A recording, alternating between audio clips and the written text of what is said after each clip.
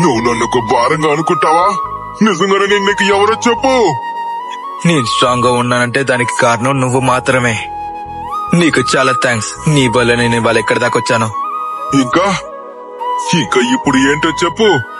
ఇప్పుడు నేను ఏం చేయాలో నువ్వే చెప్పు. అది చాలా సింపుల్ అయిన విషయమే.